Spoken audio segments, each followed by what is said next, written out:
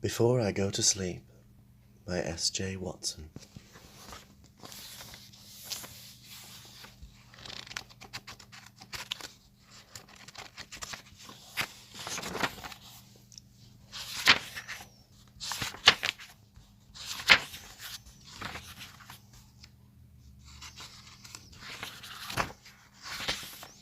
Part 1. Today. The bedroom is strange, unfamiliar. I don't know where I am, how I came to be here. I don't know how I'm going to get home. I have spent the night here. I was woken by a woman's voice. At first I thought she was in bed with me, but then realized she was reading the news and I was hearing a radio alarm. And when I opened my eyes, I found myself here, in this room I don't recognize. My eyes adjust and I look around in the near dark. A dressing gown hangs off the back of the wardrobe door, suitable for a woman, but someone much older than I am. And some dark-coloured trousers are folded neatly over the back of a chair at the dressing table, but I can make out little else. The alarm clock looks complicated, but I find a button and manage to silence it. It is then that I hear a juddering intake of breath behind me and realize I am not alone. I turn round. I see an expanse of skin and dark hair flecked with white. A man. He has his left arm outside the covers, and there is a gold band on the third finger of the hand. I suppress a groan.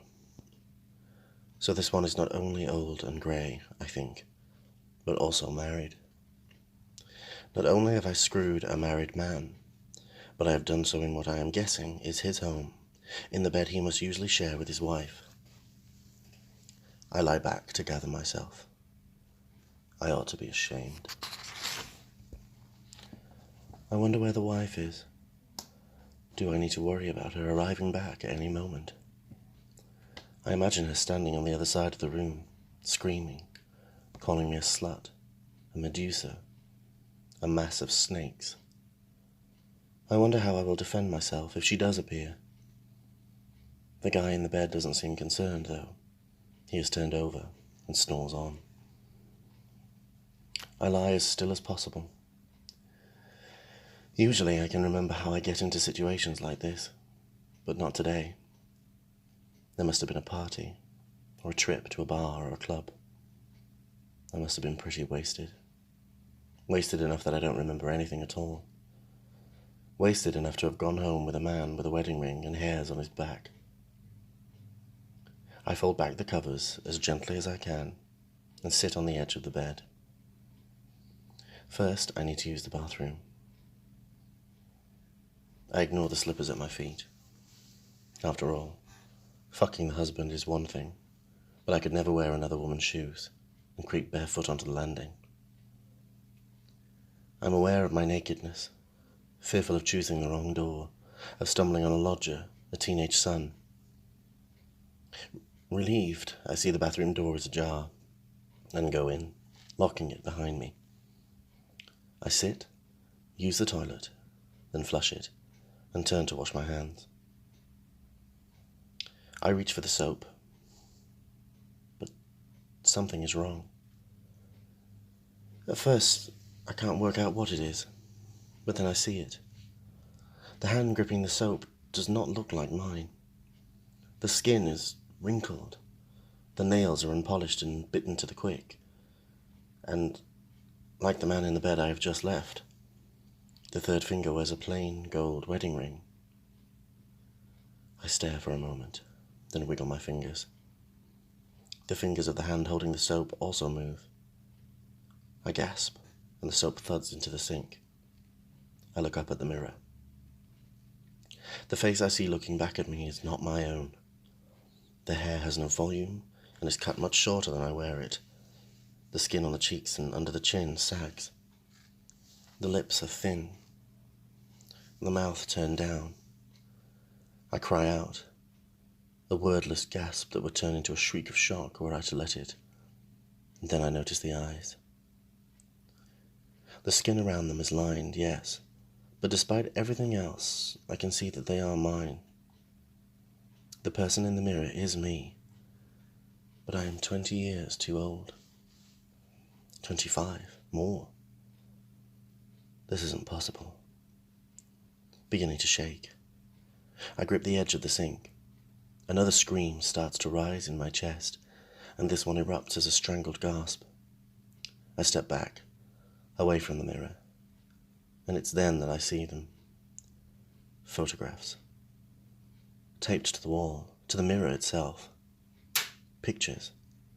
Interspersed with yellow pieces of gummed paper, felt-tip notes, damp and curling. I choose one at random. Christine, it says, and an arrow points to a photograph of me. This new me, this old me, in which I'm sitting on a bench on a quayside next to a man. The name seems familiar, but only distantly so, as if I'm having to make an effort to believe that it's mine. In the photograph we are both smiling at the camera, holding hands. He is handsome, attractive, and when I look closely I can see that it's the same man I had slept with, the one I left in the bed. The word Ben is written beneath it, and next to it, your husband. I gasp and rip it off the wall. No, I think. No, it can't be. And I scan the rest of the pictures. They are all of me, and him. In one I am wearing an ugly dress and unwrapping a present. In another both of us are wearing matching weatherproof jackets and stand in front of a waterfall as a small dog sniffs at our feet. Next to that is a picture of me sitting beside him, sipping a glass of orange juice, wearing the dressing gown I've seen in the bedroom next door. I step back further, until I feel cold tiles against my back. It is then that I glimmer that I associate with memory. As my mind tries to settle on it, it flutters away, like ashes caught in a breeze. And I realize that in my life there is a then, a before, though before what I cannot say, and there is a now, and there is nothing between the two but a long, silent emptiness that has led me here, to me and him, in this house. I go back into the bedroom. I still have the picture in my hand, the one of me and the man I'd woken up with, and I hold it in front of me. What's going on, I say. I'm screaming. Tears run down my face. The man is sitting up his bed, his eyes half closed. Who are you? I'm your husband, he says. His face is sleepy, without a trace of annoyance. He does not look at my naked body. We've been married for years. What do you mean? I say. I want to run, but there is nowhere to go. Married for years? What do you mean? He stands up. Here, he says, and passes me the dressing gown, waiting while I put it on. He is wearing pajama trousers that are too big for him, a white vest. He reminds me of my father. We got married in 1985, he says. 22 years ago. You what? I feel the blood drain from my face, the room begin to spin. A clock ticks, somewhere in the house, and it sounds as loud as a hammer. But he takes a step towards me. How? Christine, you're 47 now, he says. I look at him, this stranger who is smiling at me. I don't want to believe him, don't want even to hear what he's saying, but he carries on. You've had an accident. A bad accident. You suffered head injuries. You have problems remembering things. What things? I say, meaning, surely not the last 25 years. What things? He steps towards me again, approaching me as if I'm a frightened animal. Everything, he says. Sometimes starting from your early 20s, sometimes even earlier than that. My mind spins, whirring with dates and ages.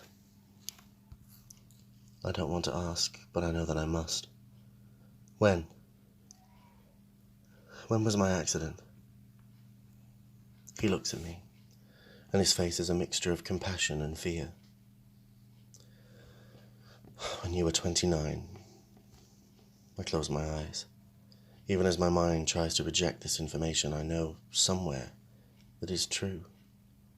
I hear myself start to cry again, and as I do so, this man, this Ben, comes over to me where I stand in the doorway. I feel his presence next to me. Do not move as he puts his arms around my waist. Do not resist as he pulls me into him. He holds me.